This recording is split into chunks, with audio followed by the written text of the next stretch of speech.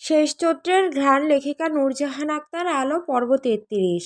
ঘড়িতে সময় ৩:৪৫। অ্যালার্মের শব্দে একে একে ঘুম থেকে উঠছেন তিন চৌধুরী গিন্নি। তিন যা কাজ গুছিয়ে হাতে হাতে গরম খাবার এনে রাখছেন ডাইনিং টেবিলে। মাঝে মাঝে ডাকছেন ঘুমে মগ্ন ছেলে মেয়েদের, কিন্তু কারো ওঠার নাম নেই। ডাকাডাকিতে একে একে উঠে পড়েছেন সারাফাত ও শাওন চৌধুরী। বসেছেন ড্রয়িং রুমে। এভাবে বসে থাকলে সময় যাবে না, তাই টিভি ছাড়তেই দেখলেন একটা চ্যানেলে বড় বড় পাহাড় দেখাচ্ছে। সেসব পাহাড়ে নবী ও সাহাবী কতদিন থেকেছিলেন, কেন থেকেছিলেন সেসব দেখানো হচ্ছে। দুই ভাই সোফায় বসে মনোযোগ সহকারে তা দেখছেন।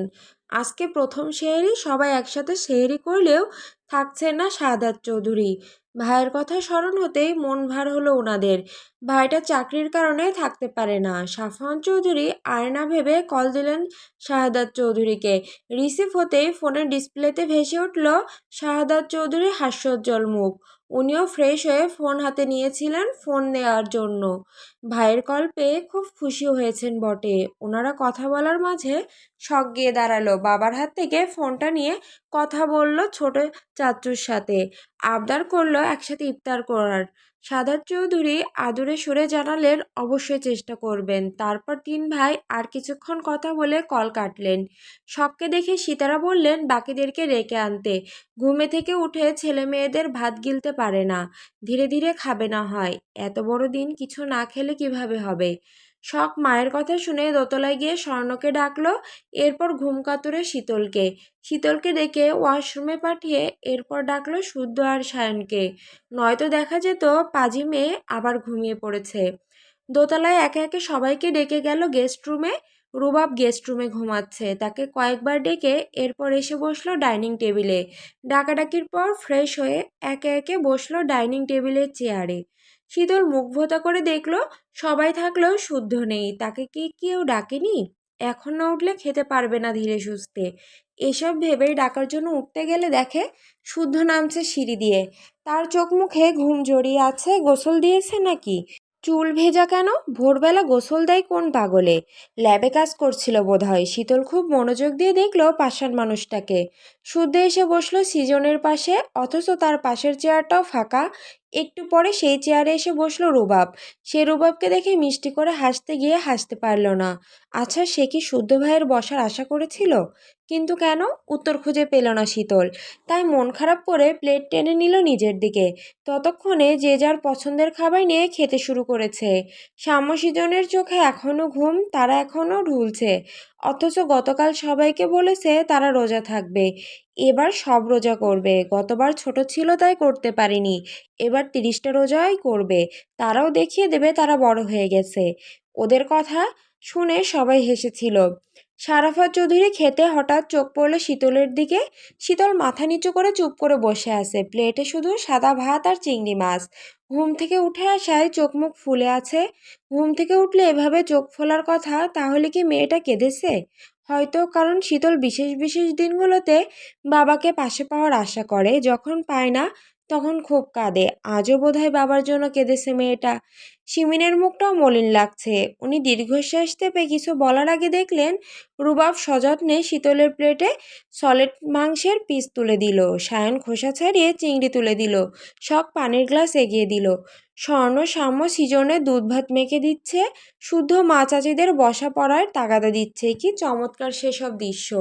টুকটাক কথাবার্তা হচ্ছে, সবাই খাচ্ছে, যার যেটা লাগবে তুলে নিচ্ছে, তুলে দিচ্ছে। এরপরেও যেন কিছু একটা মিসিং। কি সেটা? আচ্ছা, শীতল কথা বলছে না, হাসছে না। তার মাঝে চঞ্চলতাও দেখা যাচ্ছে না। কিন্তু কেন? শুদ্ধ আবার বকেছে নাকি মেয়েটাকে? মনে মনে কথা ভেবে উনি কপাল কুঁচকে তাকালেন শুদ্ধর দিকে। ছেলেটা আপন মনে খাচ্ছে। ছোট ছোট লোকমা তুলে খায় সে। খাওয়ার কায়দা দেখে বোঝা যায় পুরোই জেন্টেলম্যান। মুখভঙ্গি দেখে বোঝার উপায় নেই মনে কি চলছে। শুদ্ধর বাঁ পাশে রুবাব আর রুবাবের পাশে সায়ন। বলা বাহুল্য চৌধুরী বাড়ির নজরকাড়া তিন সুদর্শন যুবক। আজকাল ছেলেদের বিয়ের প্রস্তাব আসে, আজও এসেছে। আজকের প্রস্তাব এমন ছিল যে যৌতুক হিসেবে চেকে মর্জি মতো যত সংখ্যা বসিয়ে নিতে পারবে।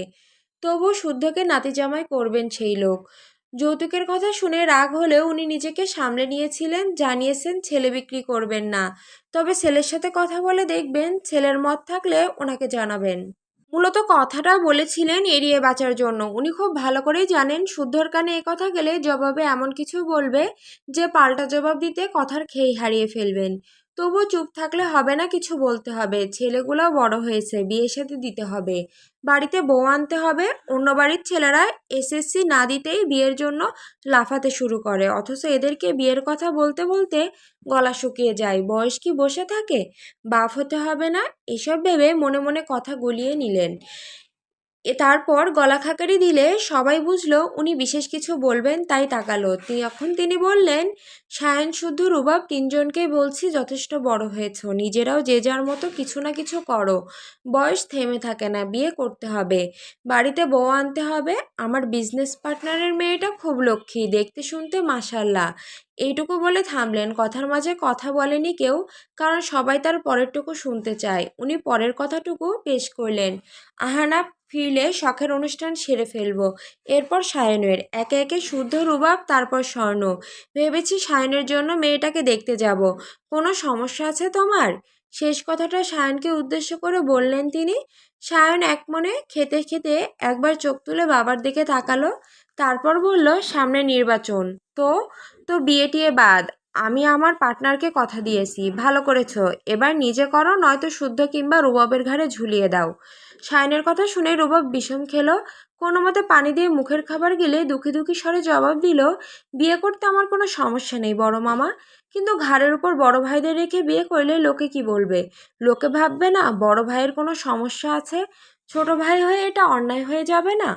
তার কথা শুনে সায়ন ভ্রু কুঁচকালো, তারপর খ্যাপাটে স্বরে জবাব দিল, কেউ কিছু বললে সেই কেউটাকে আমার কাছে পাঠিয়ে দিবি। বেশি না, কয়েক মিনিটে বুঝিয়ে দেব সমস্যা আছে কিনা। সেই শালার এমন অবস্থা করব, এক সপ্তাহ হাঁটতে গেলে কুত পারবে। সাফওয়ান চৌধুরী গলা খাকারি দিলেন, তবে ওনার ঠোঁটে মিটমিটি হাসি। তবে ছেলের কথা শুনে সারাফাত চৌধুরী বিরক্তিতে মুখ কুঁচকে নিলেন। উনি আজকাল ভীষণ বিরক্ত সায়নের প্রতি। ছেলেটা ভীষণ লাগাম ছাড়া কথাবার্তা বলে, ইদানিং একটু বেশি বলে, যার দরুন বারংবার ওনাকে অস্বস্তিতে পড়তে হয়। আর ছোট ছোট ভাই বোনদের সামনে এভাবে কেউ কথা বলে? এখন কি ভদ্রতা জ্ঞান নতুন করে শেখাতে হবে? সায়ন নিজেও যেন বুঝতে পারল ব্যাপারটা, তাই দাঁত কপাটি বের করে পুনরায় বলল, না মানে পিটিয়ে পিঠে ছাল তুলে ফেলার কথা বলছি আর কি। ভাবো একবার, কত বড় সাহস আমাদের নিয়ে ভুলভাল ভাবে। তার কথায় সাম্য ঝিমিয়ে ঝিমিয়ে জবাব দিল, পিঠের ছাল তুললে হাঁটতে কুটপাটতে কেন হবে ভাইয়া? তুমি দেখি কিছুই জানো না। স্যার যখন আমার পাছায় মারে তখন আমার হাঁটতে কষ্ট হয়, তুমি বরং তাদের পাছার ছাল তুলে নিও। একথা শুনে শখ স্বর্ণ একে অপরের মুখ চাওয়াচাওয়ি করল। হাসিতে ঠোঁটকোণ বেঁকে আসছিল তাদের। কারোরই বুঝতে বাকি নেই সায়নের কথার ডাবল মিনিং। আপাতত প্রসঙ্গ বদলাতে সারাফত চৌধুরী এবার শুদ্ধকে বললেন, আর তোমার তোমার কি সমস্যা? আমার কোনো সমস্যা? তোমরা গিয়ে দেখে আসতে পারো। একথা শোনা মাত্রই শীতলের হাত থেমে গেল, ড্যাব ড্যাব করে তাকিয়ে রইল শুদ্ধর দিকে। মানে কি, গতকালই না চুমু খেয়ে ভালোবাসার কথা বলল, আর আজই অন্যকে বিয়ের কথা বলছে, তাও তারই সামনে? শুদ্ধ ভাই তাহলে সত্যি তাকে মেনে নেবে না? সায়ন ভাই তখন বলল মিশন সাকসেস। তাহলে কি সায়ন ভাই মিথ্যা বলেছে? তাকে বুঝ দিতে ওসব বুঝিয়েছিল? শীতলের মাথা কাজ করছে না। সে তাকিয়ে দেখছে তারই সামনে বসা নিষ্ঠুর মানুষটাকে। এত পাষাণ কিভাবে হতে পারে? শীতল তাকিয়ে আছে অনুভব করে শুদ্ধ হঠাৎ চোখ তুলে তাকালো। দুজনের চোখাচোখি হলো, বাঁধভাঙা কান্নায় ঠোঁট ভেঙে আসলেও সে নিজেকে সামলে নিল, দৃষ্টি সরিয়ে নিল। তার এই সামলানোটাই সহ্য হলো না শুদ্ধর।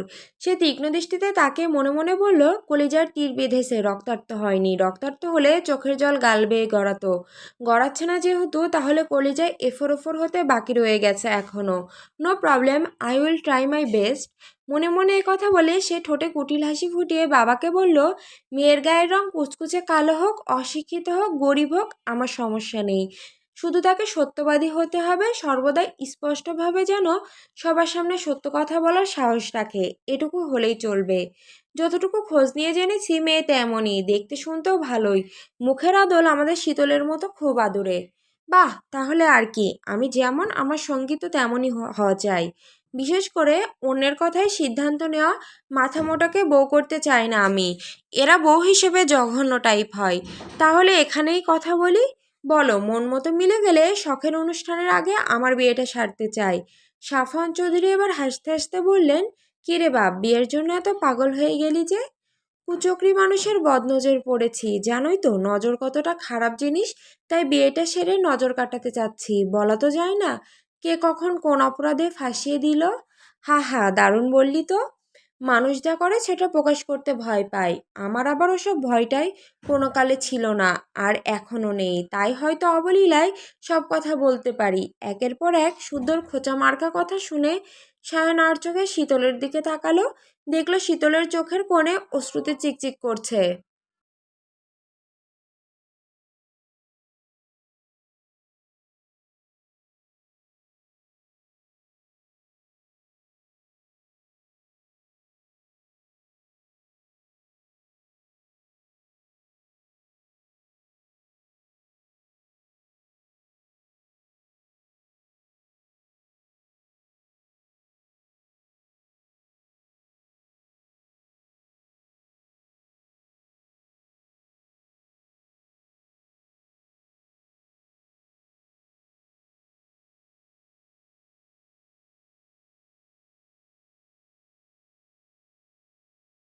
যৌতুকের কথা শুনে সকলে হতবাক। চৌধুরী বাড়ির ছেলেরা যৌতুক নিবে? কিন্তু কিসে কম তারা, বাড়ি গাড়ি টাকা পয়সা নাকি অর্জিত মান সম্মানে? সায়ন চোখ মুখ কুঁচকে নিল, ঠোঁটের কাছে গালিয়া এসে সুরসুরি দিচ্ছে। কিন্তু সে তো বাড়িতে গালিটালি দেয় না, ওসবের জন্য চৌকাঠ পেরোতে হবে। কিন্তু ততক্ষণ আর শোনা যায়, তাই সে গপাগপ খাবার গেলে উঠতে উঠতে বলল, যৌতুকের মায়েরে আলাভু করলেও ওসব ছাইপাশ আমার লাগবে না, উঠছি আব্বাজান। আর হ্যাঁ, মেয়ে খুব বেশি পছন্দ হলে তোমরা তিন ভাই ভাগাভাগি করে নিতে পারো। একটা ক্যাডার আম্মা পেলে আমরা না হয় ধেই ধেই করে নাচতে নাচতে বাসর সাজিয়ে দেব। এ কথা বলে সায়ন একটা পানির বোতল নিয়ে রুমে চলে গেল। সারাফাত চৌধুরী খেকিয়ে উঠে কিছু বলতে গেলে সাফন থামিয়ে দিলেন। কি দরকার শুধু শুধু কথা বাড়ানোর? নিজের দিকে ঝড় ধেরে আসতে পারে ভেবে রুবাবও কোনো মতে খেয়ে দ্রুত স্থান ত্যাগ করলো। দুভাই পালালো, আরেকজন এখনো বাকি, সবাই যেন তার জবাবের আশায়। কিয়ৎকাল চুপ থেকে সারাপাত চৌধুরী পুনরায় শুদ্ধকে বলল, ওরা তো না বুঝেই পালিয়ে গেল, তুমি অন্তত কিছু বলো। লাগলে সময় নাও, ভেবে পরে জানিও। ভাবাভাবির কিছু নেই, সবই তো তোমার ওপর নির্ভর করছে। আমার ওপর? যেমন? ছেলে তোমার জন্ম দিয়েছো তুমি, পড়ালেখা করিয়ে বড় করলে তুমি, ছেলেদেরকেও খুব ভালো করে চেনো তুমি। তাছাড়া বললেই হয়, তুখোর বিজনেসম্যান তুমি, তাহলে হিসাব নিকাশ তোমারই ভালো বোঝা উচিত, তাই না? তুমি না হয় বলো তোমার ছেলেদের দাম কত, কত হলে ছেলে বিক্রি করবে? ছেলের কথায় সারাফাত চৌধুরী রাগলেন না, বরং হাসলেন। তবে হাসিটা যেন ঠোঁটের কোণে অদৃশ্য রয়ে গেল। মূলত কথাটা বলেছেন ছেলেদের মন পরীক্ষা করতে। যদিও জানতেন রেজাল্ট, তবুও পরীক্ষা করতে মন সায় দিল। এত কথা এত গল্পের মাঝে কেউ খেয়াল করল না বারুর আদুরের কন্যা ছলছল চোখ। শীতল আর বসে থাকতে পারল না, উঠে রুমে গেল। তাকে যেতে দেখে শুধু নিজেও উঠে হাত ধুতে ধুতে বাবার উদ্দেশ্যে বলল, নতুন কাজ ধরেছি, বিয়ের ব্যাপারে কদিন পরে কথা এগিয়েও বাবা, কিছুদিন যাক, আমি বলে দেব তোমায়। শুদ্ধর কথায় এবার বড়রা ভ্রুকুচকে তাকালেন।